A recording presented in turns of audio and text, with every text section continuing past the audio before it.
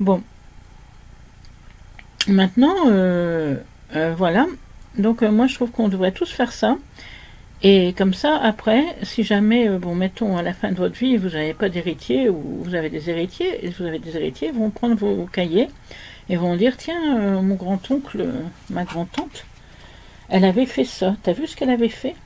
Oh, mais c'est bien, hein, t'as vu ce qu'elle avait fait? Oh, c'est formidable.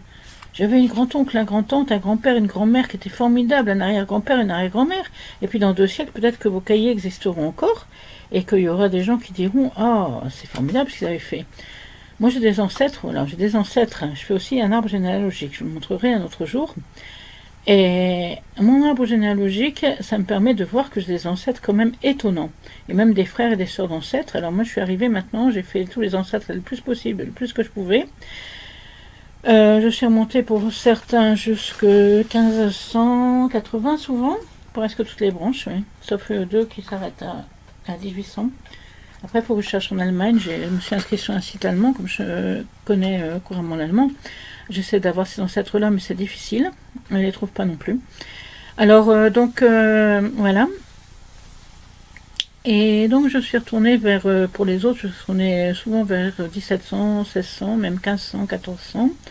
J'ai même des branches nobles avec lesquelles on peut, paraît-il, monter jusqu'à Charlemagne. Bon, j'ai fait jusqu'à Charlemagne, mais je ne suis pas sûre que c'est vraiment des bonnes généalogies.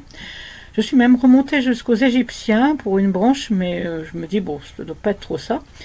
Mais disons, pour aux Égyptiens, c'est-à-dire les pharaons, hein, les empereurs romains, tout ce que vous voulez. Hein.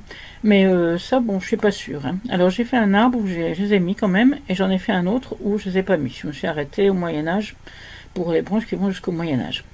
Bon, et voilà. Donc, ça se peut quand on a des ancêtres nobles, on peut plus facilement retrouver parce que les ancêtres nobles, on a gardé les généalogies. Et puis il y a des villes où il y a des archives, d'autres où les archives ont brûlé et c'est impossible à retrouver. D'autres où les archives sont encore là, elles ont été mises dans des sites d'archives, etc. Donc on peut là facilement retrouver. Et en plus, il y a beaucoup d'archives qui actuellement sont mises sur Internet. Donc grâce à ça, on peut retrouver pas mal de choses. Et moi j'ai des ancêtres assez étonnants. Par exemple, j'ai parmi mes ancêtres la sœur d'un conseiller de Charles Quint, qui faisait partie du conseil privé de Charles Quint. Alors ça c'est assez étonnant. J'ai aussi apparemment des peintres baroques belges, enfin belges actuellement, c'est en Belgique. Voilà, des choses comme ça, que c'est assez étonnant quoi. Mais disons, j'ai aussi des gens tout simples, des cordonniers. Il y a beaucoup aussi des agriculteurs, enfin, c'était des milieux très agricoles, je vois. Des agriculteurs, des cordonniers, il y a aussi cordonniers savetiers, agriculteurs, qu'est-ce que j'ai vu encore? Il y a beaucoup de journaliers aussi, mes journaliers c'est surtout au 18e, 19e siècle, quand ils n'étaient pas nobles, ils étaient journaliers. Et sinon ils étaient aussi, un journalier ça veut dire qu'ils faisaient du travail la journée, c'était payé à la journée. C'est-à-dire que j'allais aider dans les champs, tout ça, puis on leur donnait leur salaire à la fin de la journée. Et donc il y a les journaliers, et il y a aussi les